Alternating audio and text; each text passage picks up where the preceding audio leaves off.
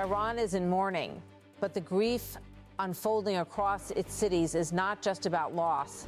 It is a signal that carries anger, defiance, and a warning that the conflict engulfing the region is far from over. In Tehran, thousands have poured into the streets, turning into what can only be described as a sea of grief and resistance. Funeral processions for senior officials killed in the latest wave of U.S.-Israeli strikes have become moments of national mobilization. These are not quiet ceremonies. They are powerful political statements. At the center of this moment is the killing of Ali Larijani, the secretary of Iran's Supreme National Security Council, and widely regarded as one of the most powerful figures in the country's leadership. His death, confirmed by Iranian authorities, came in a targeted airstrike in Tehran that also killed his son and close associates. Larijani was not just another official. He was considered a central architect of Iran's security policy, especially after the assassination of Supreme Leader Ali Khamenei earlier in the conflict. His killing represents one of the most significant blows to Iran's leadership structure in decades. Alongside him, Gholam Reza Soleimani, the head of the Basij paramilitary force, was also killed. The Basij, a key arm of the Islamic Revolutionary Guard Corps, has long been feared for its role in enforcing internal security and suppressing dissent. Their funerals became national events.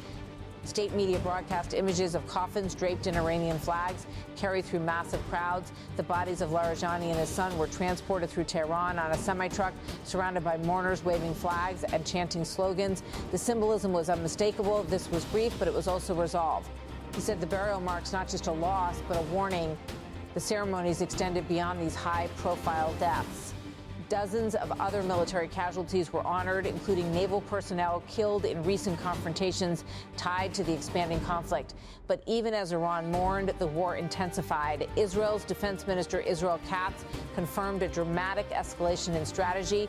Following the killing of Larijani and Soleimani, Israel claimed responsibility for another high-profile assassination, Iran's intelligence minister Esmail Khatib.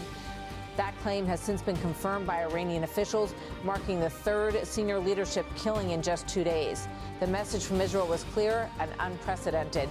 He said that any other senior Iranian official could be targeted without additional approval.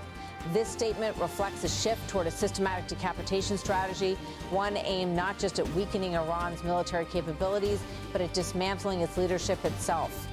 The response from Iran was immediate. Within hours, the Islamic Revolutionary Guard Corps launched a wave of missile attacks targeting central Israel. These were not symbolic strikes. They involved some of Iran's most advanced ballistic systems, including the Khorramshahr 4 and Ghadra missiles. These weapons are designed for maximum impact. The Khorramshahr missile, first tested in 2017, is capable of carrying a heavy payload of up to 1,800 kilograms and striking targets over distances exceeding 2,000 kilometers. It is also capable of deploying cluster-style munitions, warheads that break apart midair and scatter multiple explosive bomblets across a wide area. And that is exactly what happened. Footage from the ground showed at least one missile splitting mid-air, releasing submunitions over Israeli territory. The tactic is designed to overwhelm air defense systems and increase the radius of destruction. The consequences were immediate. At least 2 civilians were killed in central Israel, with several others injured. Iran framed the attack in unmistakable terms. He said the missiles were launched for the blood of Ali Larijani and his companions. This was not just retaliation, it was a declaration, and the battlefield is no longer confined. What began as targeted strikes has now expanded into a regional confrontation. Iran has widened its response across the Gulf, launching attacks into Saudi Arabia, the United Arab Emirates, Qatar, Kuwait, and Bahrain. These strikes have targeted sensitive and strategic locations, including Saudi Arabia's eastern province, home to some of the world's most critical oil reserves. The implications are global. The Strait of Hormuz, a vital choke point through which nearly 20% of the world's oil supply passes, has been severely disrupted. Shipping traffic has dropped dramatically, and global energy markets have been thrown into turmoil. Oil prices have surged sharply, reflecting fears of prolonged instability and supply disruptions. This is no longer just a military conflict. It is an economic one. Iran has also issued warnings that energy infrastructure across the Gulf could be considered legitimate targets, raising the stakes even further. Meanwhile, the human cost continues to rise. The conflict, now in its third week, has already claimed more than 2,000 lives across across multiple countries. In Iran alone, over 1,300 people have been killed, with additional casualties reported in Israel, Lebanon, and Gulf states. Entire neighborhoods have been reduced to rubble. Missile and drone attacks have struck civilian areas, and the use of advanced weaponry, including cluster-capable missiles, has increased the risk to non-combatants. Military analysts warn that this represents a dangerous escalation. Cluster-style payloads are designed to maximize area damage, making interception more difficult and increasing the likelihood of civilian casualties.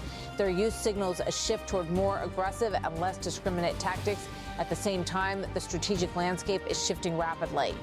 The conflict began on February 28, 2026, with coordinated U.S.-Israeli strikes under what Israel called Operation Lion's Roar. Since then, it has evolved into a multi-front war involving not just Iran and Israel, but also Gulf nations, global energy markets, and major world powers. Russia has condemned the killings of Iranian leaders, calling them targeted assassinations of sovereign officials and warning of further destabilization. The United States remains directly involved, both militarily and strategically. And across the region, tensions continue to rise. Iran's new supreme leader, Mujtaba Khamenei, has vowed that those responsible will pay, signaling that retaliation may continue. The funerals in Tehran, then, are more than acts of mourning. They are moments of mobilization, crowds filling the streets, flags raised high, chants echoing through These are signals of a nation preparing for a prolonged confrontation. He said Iran's wounds are deep and its response may be far from over. What makes this moment particularly dangerous is the convergence of multiple escalating factors: leadership decapitation, regional expansion of conflict, attacks on critical energy infrastructure, use of increasingly advanced and destructive weapons. Together, these elements are pushing the Middle East toward the brink of a full-scale war. The battle lines are expanding from Tehran to Tel Aviv, from the Persian Gulf to global shipping routes, from military targets to economic lifelines, and the uncertainty is growing. What began as calculated targeted strikes has now spiraled into a multi-front confrontation. Casualties are rising, alliances are being tested, and the path forward is becoming increasingly unclear.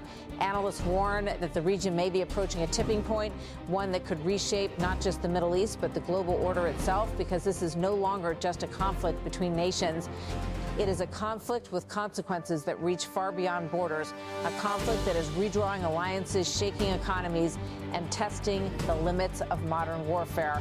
And as the world watches, one reality is becoming increasingly clear. The mourning in Iran is not the end of the story. It is the beginning of something far more dangerous.